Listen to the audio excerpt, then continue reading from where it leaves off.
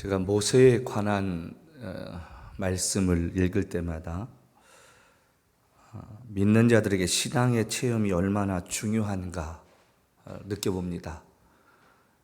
왜냐하면 신앙의 체험이 있는 사람과 없는 사람이 차이가 너무도 크기 때문에 그렇습니다. 여러분, 우리가 아는 대로 모세는 가만히 있었으면 어쩌면 애굽의 바로가 왕이 될 수 있었다는 거죠. 애굽의 왕의 이름을 바로라고 불렀는데 그 당시에 입양되었지만 장자보다도 더 뛰어난 능력을 가졌던 사람이었습니다. 근데 어렸을 때부터 어머니 요게벳의 이야기를 듣고 자라난 모세가 이집트 사람, 오늘날로 말하면 이집트 사람, 옛날로 말하면 애굽 사람이 자신의 동족들을 핍박하는 걸 보면서 의분을 내어서 어느 날 사람을 쳐 죽입니다. 그래서 이스라엘 사람들이 자기를 알아주겠지라고 생각했는데 오히려 그 사람들은 냉랭하게 모세에게 대했잖아요. 화를 냈더니 네가 우리도 죽이겠느냐. 여러분, 사람이 어떤 선을 베풀었는데 그 선에 대해서 정반대의 대가가 찾아오면 얼마나 가슴이 쓰리고 냉랭한지 아십니까? 마음이 아프고, 예를 들면 어떤 사람이 횡단보도를 건너는데 차가 달려와서 죽게 생겨서 내가 대신 그 사람을 밀어내고 쳤는데 그 사람은 뒤돌아서서 고맙다는 말도 하지 않고 자기 가던 길을 갔다고 생각해 보십시오. 얼마나 그 마음에 서운하겠습니까? 이 시대에 착한 일을 잘못해가지고 억울한 일 당하는 일이 한두 번입니까? 자, 그런데 중요한 것은 모세가 그 사건을 해서 모든 것을 다 잃어버렸습니다. 40의 나이에 모든 것을 잃어버리고 도망자의 삶이 되었습니다. 미디안 광야에 가서 그가 양을 치는 사람으로 40년을 살 때 속이 얼마나 부글부글 끓고 배신감을 느끼고 후회가 막 심했겠습니까? 내가 왜 그때 그런 일을 저질렀을까? 무엇을 위해서? 왜? 자, 그런데 기억하십시오. 세상 사람은 그것을 기억하지 않아도 하나님은 그걸 기억하셨어요. 모세의 그 행동이 사람들 보기에는 어리석은 행동처럼 보였을지 몰라도 하나님은 어쩌면 그 모세의 그 열심, 잘못된 열심이라고 사람들이 이야기했을지 모르지만 하나님은 그 열심을 보셨습니다. 그리고 40년의 세월이 흐른 다음에 호렙산에서 하나님이 모세를 만나게 됩니다. 우리가 아는 대로 떨기나무 가운데 불이 임하여서 나무는 타지 않고 불꽃이 일어나는 그 모습을 보고 모세가 신기해서 다가갔다가 그곳에서 하나님을 만납니다. 저와 여러분이 주님을 위해 산다고 하면서 어떤 선한 일을 하고 열심을 내는데 사람들이 알아주지 못한다고 여러분 낙심하고 절망할 필요가 없다는 거예요. 왜냐하면 우리가 행하는 그 일들을 우리 하나님이 기억해 주시면 될 줄로 믿습니다. 세상 사람들은 우리가 행하는 일에 대해서 잠시 칭찬하고 사라질지 모르지만 하나님은 그 일로 인하여 저와 여러분의 남은 인생을 어떻게 쓰실지 모른다는 거예요. 그래서 사람은 만남이 중요한 거예요. 인생을 살아가면서 여러분 주위에 부정적인 말을 하고 원망과 불평하는 사람이 있으면 관계 끊어버리십시오. 결코 도움되지 않습니다. 지금은 어렵고 힘들어도 소망적인 이야기, 뭔가 열정을 가지고 살아가는 사람, 긍정적인 마음을 가지고 사는 사람, 이런 사람과 친구를 삼아 살아가십시오. 그것이 내 인생에 도움이 됩니다. 근데 어쩌면 사람 많이 사귀어서 도움되는 것보다는 상처될 일이 많아요. 왜 우리가 십자가에 달리신 예수를 바라보며 살자고 그렇게 목이 터지라 외칩니까? 사람은요, 모두가 다 이기적입니다. 저도 이기적이고 여러분들도 이기적입니다. 어느 한순간에 그 이기적인 것이 강해지면 사람을 버리거나 헌신짝처럼 여깁니다. 나는 안 그럴 거라고요? 절대 장담하지 마십시오. 성령이 우리를 짓눌러 주시지 않는 이상 저와 여러분 다 똑같은 존재들입니다. 근데 예수님은 안 변하세요. 예수님은 우리와 함께 계시는 그 순간부터 세상 끝날까지 아무리 우리가 예수님을 배반하고 마음을 아프게 해도 그 주님은 내 옆에서 끝까지 계실 줄로 믿습니다. 그게 제가 60평생 가까이 살아오면서 깨달은 진리였습니다. 만일 호렙산에서 하나님을 만나는 사건이 모세에게 없었다면 그가 애굽으로 돌아갈 수 있겠었습니까? 하나님이 그를 지도자로 세운다고 해도 그가 그 말씀에 순종하며 살 수 있었을까요? 아니요. 하나님께서 그 호렙산에서 모세야, 내가 누군지 궁금하니? 나를 못 믿겠니? 그럼 네가 갖고 있는 지팡이를 던져봐라. 지팡이를 던졌더니 그것이 뱀이 되었습니다. 꼬리를 잡아라. 다시 지팡이가 되었습니다. 네 손을 가슴에 넣어봐라. 문둥병이 되었다가 다시 넣었더니 나았습니다. 신기한 일이잖아요. 이제까지 경험해보지 못했던 일이잖아요. 그리고 하나님께서 그를 애굽으로 보내셔서 10가지 재앙을 통해 확신을 주셨다고 저는 믿어요. 하나님 말씀에 따라 말씀을 선포했더니 나일강이 피로 변하고 파리 때와 또 메뚜기 때와 우박과 흑암이 또 마지막 장자의 죽음이 임하여지는 걸 보면서 모세는 확신을 갖지 않았겠습니까? 그래서 신앙에는 체험이 필요합니다. 왜요? 그 체험이 있는 사람은 결코 내가 가는 믿음의 길에서 벗어나거나 흔들리지 않습니다. 여러분 생각해 보십시오. 회사 생활하는 사람들이 회사 다니면서 사표 쓰고 싶은 마음이 한두 번이었겠습니까? 때려치고 다른 곳으로 옮기고 싶은 마음이 한두 번이겠어요? 그런데 회사는 그렇게 안 하면서 왜 교회는 다니다가 못 다니겠네, 이 교회 안 다녀야겠네, 저 교회 다녀야겠네, 왜 그럴까요? 체험이 없기 때문에 그러는 거예요. 나와 함께 하신 하나님이 내게 베풀어 주시는 체험이 있으면 다른 사람이 다 떠나고 뭐라고 해도 나는 하나님 한 분 바라보며 살아갈 수 있는 믿음의 용기를 갖게 될 줄로 믿습니다. 환경 때문에, 사람 때문에 내 신앙 지키는 게 아니라 내가 하나님과 있는 그 한 가지 때문에 하나님이 나와 함께 하신다는 그 사실을 깨달을 수 있기 때문에 그래. 여기서 전리 옮긴다고 어려움 없습니까? 이 회사 다니다가 저 회사 다닌다고 어려움 없을까요? 사람 사는 세상은 다 똑같습니다. 내가 변하고 내가 마음을 다스리지 않는 이상은 어디를 가도 똑같은 모양만 다르지 마음 아프고 힘든 일 찾아온다니까요. 믿음의 체험이 있는 사람은 때로는 흔들릴 수 있습니다. 그러나 결코 멈추거나 뒤돌아서지 않습니다. 저는 시편 23편 읽을 때마다 제게 위로가 되는 것은 다윗이 뭐라고 고백합니까? 이렇게 고백합니다. 여호와는 나의 목자시니 내게 부족함이 없으리로다. 여러분, 모세에게 있어서 여호와가 목자가 되심으로요, 그가 어떤 형편과 사정 속에 있을지라도 흔들리지 않는다는 확실한 고백입니다. 내게 부족함이 없다. 여러분, 부족함이 없다는 것은 무슨 얘기입니까? 아쉬워할 게 없다는 거예요. 사람에게 말할 거리가 없다는 거예요. 하나님이 내게 필요한 모든 것을 다 채워주시기 때문에 내가 불평하거나 내가 가진 것이 없기 때문에 힘들 일이 없다는 것입니다. 여러분에게도 그런 동일한 고백이 있기를 주님으로 축복합니다. 여호와는 나의 목자시니 내게 부족함이 없으리로다. 내게 부족함이 없으리로다.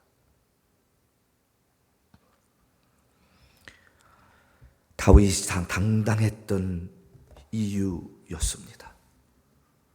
그런 사람 찾아다니지 않았습니다. 그런 실수할 때 변명하지 않았습니다. 하나님 앞에 고백할 수 있었다는 사실입니다. 왜 우리가 신앙생활하면서 갈등하고 흔들리고 포기하고 믿음 생활을 멈추는가? 그것은 하나님에 관한 체험과 만남이 없기 때문에 그래요. 여러분, 우리가 당당한 이유는요, 하나님이 나와 함께 하시면 내가 당당해집니다. 하나님이 나를 때로는 힘들게 하시는 훈련의 기간을 보내실지라도 나를 높여주실 것이라는 그 체험을 갖는다면 무엇이 두렵겠습니까? 여러분, 믿음이 하루아침에 이루어지는 거 아닙니다. 목사 30년 된 사람도 또 깨닫고 점점점 믿음이 자라서 이제 믿음 생활 해보려고 하면 주님 부르신다는 거예요. 우리가 하나님을 믿는다고 하면서도 내 생각과 내 그릇에 담아두고 요만큼밖에 안 하시겠지. 하나님은 이것밖에 안 하실 거야. 왜? 내 생각이, 내 체험이. 그래서 신앙생활 한 사람은요, 자기가 체험한 만큼, 자기가 경험한 만큼만 하나님을 이야기하는 거예요. 어떤 사람이 이만큼 얘기하는데 체험을 요만큼밖에 못한 사람은 이만큼을 이해하지 못합니다. 하나님이 전지전능하시고 모든 것을 할 수 있다고 우리가 이야기하면서도 내가 요만큼밖에 경험하지 못한 사람은 이만큼 뒤에 계신 하나님을 이해하지 못하는 거예요. 제가 다시 느끼고 왔어요. 그리고 제가 비행기 타면서 내내 회개하고 왔습니다.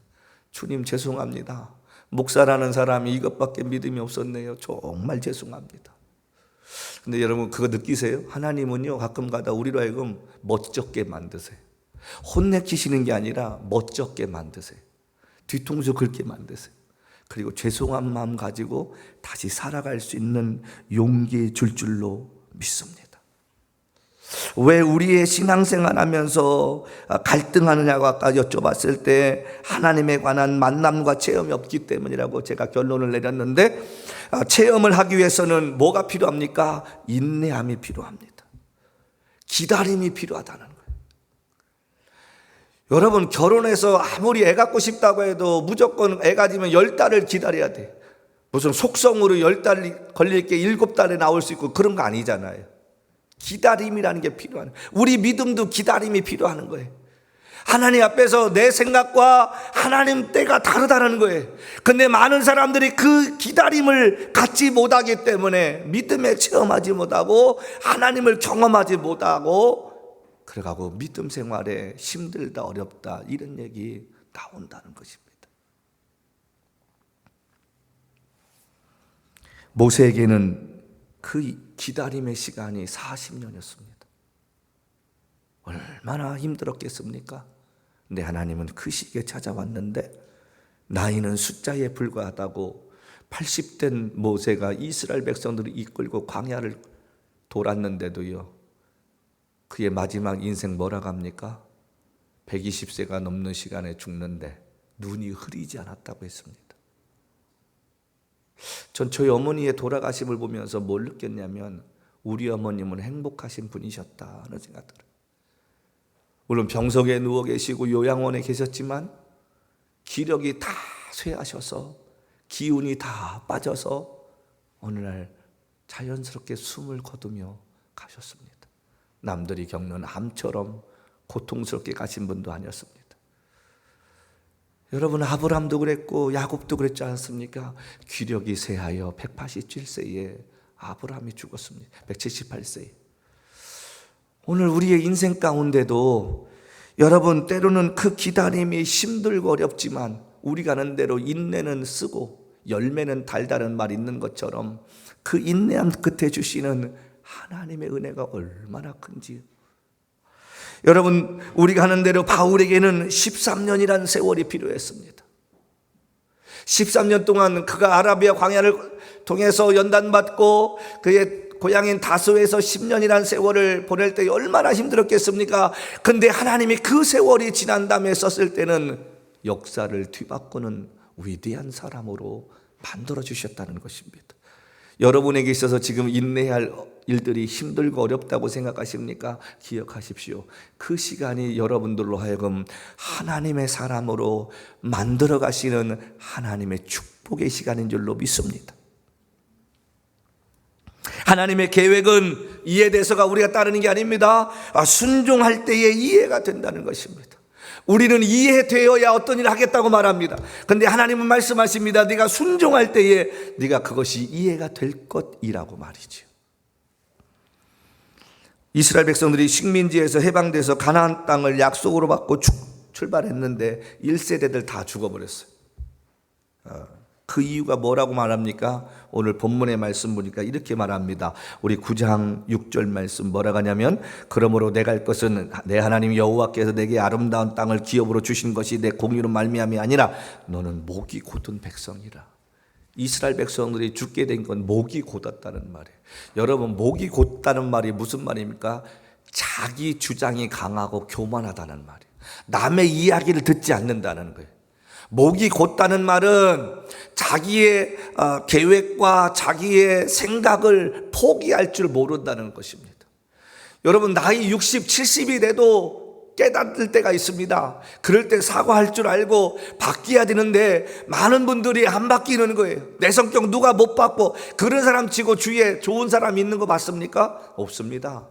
사람이 양보할 줄 알고 타협할 줄 아는 사람, 자신의 잘못을 인정하고 사과할 줄 아는 사람에게는 좋은 사람이 붙지, 교만한 사람 옆에는 좋은 사람들이 없다는 것입니다. 그들이 죽어갔던 이유는 교만했기 때문에 그러는 거예요. 목이 곧다는 말은 자기 주장을 굽히지 않았다는 얘기입니다. 여기서 우리가 중요한 교훈 배웁니다. 하나님의 나라는 순종하지 않는 자는 들어갈 수 없는 것이고, 아무리 하나님이 좋은 것을 주려고 해도 받을 수 없다는 것입니다. 6절부터 7절 말씀 한번 보겠습니다. 7절입니다. 너는 광야에서 내 하나님 여호와를 경노하게 하던 일을 잊지 말고 기억하라. 내가 애굽 땅에서 나오는 날부터 이곳에 이르기까지 늘 여호와를 거역하였으되. 뭐라 합니까? 내가 돌판 곧 여호와께 너희와 세우신 언약의 돌판을 받으려고 산에 올라가서 40주 40야를 산에 머물며 떡도 먹지 아니하고 물도 마시지 아니하였더니, 이렇게 얘기해요. 자, 여기서 첫 번째는요, 6절입니다. 너희는 목이 곧은 백성이다. 이스라엘 백성들에게 이야기하는 거예요. 여러분이 아시다시피 신명기는 모세가 죽기 전에 마지막 40년의 세월을 뒤돌아보면서 회한이 섞인 이야기를 지금 하고 있다는 거지요. 1세대 가운데 딱 세 사람만이 지금 여기 서 있는 거예요. 누가 서 있습니까? 여호수아와 갈렙과 모세만이 있는 거예요.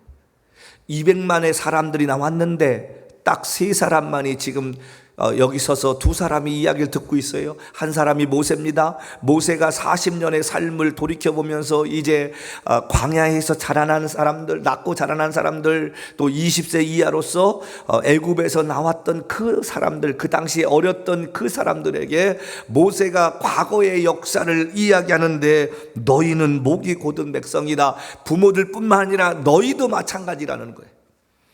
이 말의 의미는 불순종과 거역하고 거만했던 삶을 살아왔음을 표현하는 이야기입니다. 목이 곧다는 말, 다른 사람 이야기 안 듣는다는, 자기 주장을 굽히지 않는다는 거지요. 우리가 아는 대로 성경 보십시다. 출애굽에서부터 이스라엘 백성들은 3일이 지난 다음부터 불평하기 시작했습니다. 제일 먼저 뭐라고 그랬습니까? 저들이 홍해바다 앞에 다다랐을 때 뒤에는 애굽 사람들이 쫓아오고 앞에는 홍해바다니까 우리가 애굽에서 죽을 자리가 없어서 여기까지 끌고 와서 죽이려고 하느냐고 불평하지 않습니까? 하나님은 그 바다를 건너게 하시려고 하는데 이스라엘 백성 눈에는 보이지 않는 거예요. 그 길이.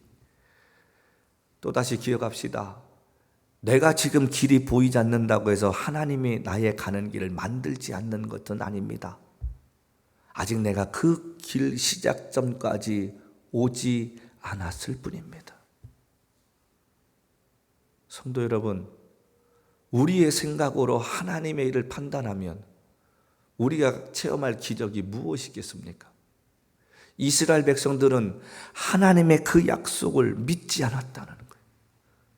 하나님께서 뭐라고 했습니까? 가나안 땅으로 이끌어가 주겠다고 하는데도 불구하고 한쪽 귀로 듣고 한쪽 귀로 흘렸어요. 10가지 재앙을 보여주면서 내가 스스로 있는 자인데 너희들을 이끌고 유월절을 통해서 너희들에게 내가 기적의 출발을 보여주며 거기서 나가라. 그래서 이스라엘 백성들이 나왔는데 3일이 못 돼서 이제까지 보였던 기적은 다 잊어버렸다는 것입니다. 이게 우리의 모습입니다. 어제까지 역사하시고 어제까지 기적을 베풀어 주신 하나님은 우리가 잃어버립니다. 그리고 오늘 내가 필요한 것을 채워주지 않으면 하나님이 안 계시다라고 생각되는 것입니다. 인생에서요, 많은 사람들이 투자라는 걸 합니다. 결혼도 투자고 주식도 투자고 사업도 투자 아닙니까? 근데요, 제일 안전하고 제일 복 있고 제일로 수익성 높은 투자가 뭐냐면 우리 인생을 예수께 투자하는 것이라고 저는 믿습니다. 동의하시면 아멘 합시다. 세상의 투자는 실패할 수 있습니다. 지금 사람들이 금값이 정점을 찍는다고 해서 열심히 금을 삽니다. 언젠가 그 금값이 떨어지지 않습니까? 주식을 샀는데 그 주식이 떨어질 날이 오지 않을까요? 그러나 저와 여러분의 인생을 우리 예수께 투자하면 그분은 우리 인생을 책임져 주십니다. 이스라엘 백성들에게 그렇게 말씀하는데도 불구하고 이들은 그것을 믿지 않았다는 거예요. 여러분의 인생 주님께 투자해 보십시오. 후회하지 않을 줄로 믿습니다. 그냥 묵묵히 걸어가는 거예요. 순종은요, 따라가는 거예요. 순종이란 말은 따라가는 겁니다. 둘째로 이스라엘 백성들에게 뭐라고 이야기하냐면 여기 8절 말씀에 호렙산에서 너희가 여호와를 경노하게 하였으므로 여호와께서 진노하사 너희를 멸하려 하셨느니라. 하나님을 화나게 하는 삶을 40년 동안 살았던 자들이라는 거예요. 여러분, 이 호렙산에서 사건이 왜 중요하냐면 홍해바다를 건너서 3개월이 지난 다음에 도착을 했는데 이곳에서 하나님이 모세를 부르셨습니다. 그때까지는 이스라엘 백성들의 법이라는 게 없었어요. 그때가 기점으로 이스라엘 백성들에게 율법이라는 게 주어집니다. 그 율법에 따라 사는 자들은 복이고 살지 못하는 자는 죽임을 당한다는 뜻이었는데, 중요한 것은 지도자는 가서 40일 동안 쫄쫄 굶고 하나님 앞에서 기도하고 있는데 백성들은 뭔 짓 하고 있었습니까? 금송아지 만들었어요. 여기서 또 한 가지 우리가 교훈 배웁니다. 믿을 놈 세상에 아무도 없다는 거예요. 형인 아론이 동생이 올라가서 기도하면 사람들이 불평하고 원망해도 그것을 막아줘야 되는데 사람들이 무서워서 사람들의 말을 따릅니다. 이게 세상 인심이고 세상 법칙입니다. 사람들 앞에 내가 손해보고 왕따 당하지 않으려면 그것이 잘못인 줄 알면서도 따라가는 게 세상 인심이라니까요. 여러분들 좋은 친구고 여러분들에게 있어서 좋은 사람이라고 생각하는 사람들이 정말 여러분 어려울 때 여러분을 변호해주고 여러분을 도와줄 사람이 몇이나 됩니까? 대부분 없어요. 좋을 때뿐이지요. 자기에게 어떤 손해가 갈 것 같으면요, 등 돌리고 손절하는 게 세상 인심입니다. 근데 우리 주님은 그렇지 않다는 거예요. 우리 주님은 끝까지 저와 여러분을 책임져 주신다는 사실입니다. 우리 주님은 저와 여러분이 행하시는 그 일들, 헌신하는 것들을 기억하는 분이신 줄로 믿습니다. 믿으시면 아멘 하십시오. 저는 그 주님을 믿습니다. 그래서 그 주님을 의지하고 30년을 이 길을 따라오는 거예요. 근데 뭐라고 하냐면 하나님을 화나게 만들었다. 황금 송아지를 만들고 광란의 밤을 보냈을 때 하나님께서 그 꼴을 보지 못하셔서 모세에게 뭐라고 말씀하십니까? 주시다 말고 너 내려갔다 와라. 백성들이 난리가 났다. 가봤더니 뭔 일 벌어집니까? 황금 송아지 벗어놓고 별짓을 다 하니까 돌판을 집어던져서, 우리 10개 영화 보면 이 일로 몇 명이 죽었나요? 3,000명이 죽었습니다. 출애굽기 32장 7절부터 9절은 이렇게 말씀합니다. 여호와께서 모세에게 이르시되 너는 내려가라. 내가 애굽 땅에서 인도하여 낸 내 백성이 부패하였도다.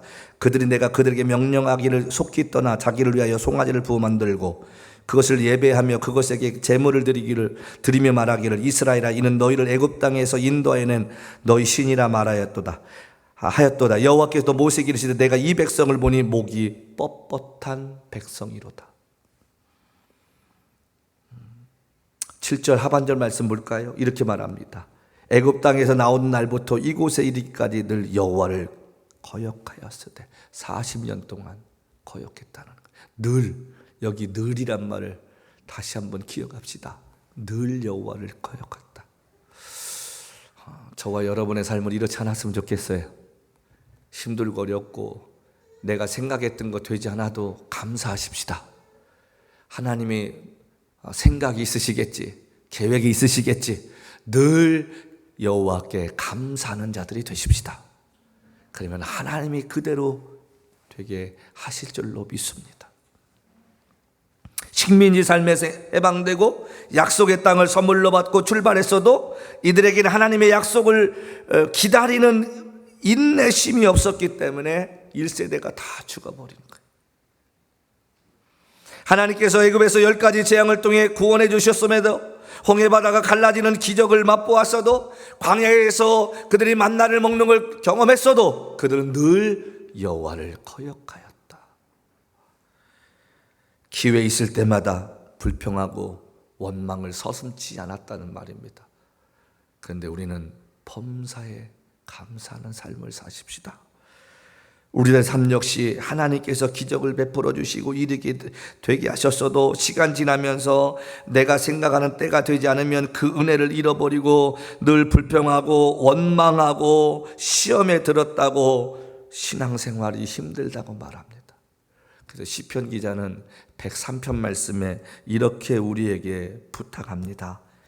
시편 103편 1절부터 이렇게 말합니다. 5절까지 내 영혼아 여호와를 송축하라. 내 속에 있는 것들아 다 그의 거룩한 이름을 송축하라.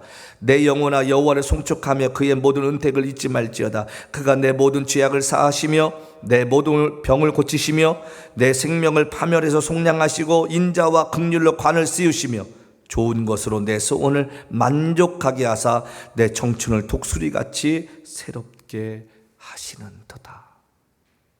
내 영혼아 여호와를 잊지 말며 그 은택을 잊지 말지어다. 여러분의 삶을 인도하시고 한때 복을 주신 하나님께서는 계속해서 책임져 주실 줄로 믿습니다. 이제 말씀 마칩니다. 애굽에서 나올 때 이스라엘 백성들이 보였던 10가지 기적은 옛날 이야기가 되었던 것처럼 오늘 저와 여러분이 살아오면서 때로는 주셨던 은혜가 옛날 이야기처럼 되어 살진 않습니까? 그것이 회복되는 은혜가 있기를 바랍니다. 하나님이 주신 은혜를 잊지 않고 날마다 믿음의 여정을 멈추지 않으려고 하는 자의 삶은 가나안 땅에 들어갔던 것처럼 여러분의 삶이 윤택해질 줄로 믿습니다. 지금 내가 손에 잡힌 것이 없고 눈에 보이는 것이 없어도 감사하며 살고 하나님이 주신 은혜를 잊지 않고 살려고 애쓰는 자에게는 그 믿음대로 하나님께서 인도해 주실 줄로 믿습니다. 지금 어떤 일로 마음이 힘들고 지쳐 있습니까? 모든 것을 내려놓고 싶고 포기하고 싶습니까? 과거에 어제까지 여러분의 삶을 인도하셨던 그 하나님을 기억하십시다. 그리고 다시 일어나서 하나님 죄송합니다. 제게 믿음이 없었네요. 제가 하나님을 의심했네요.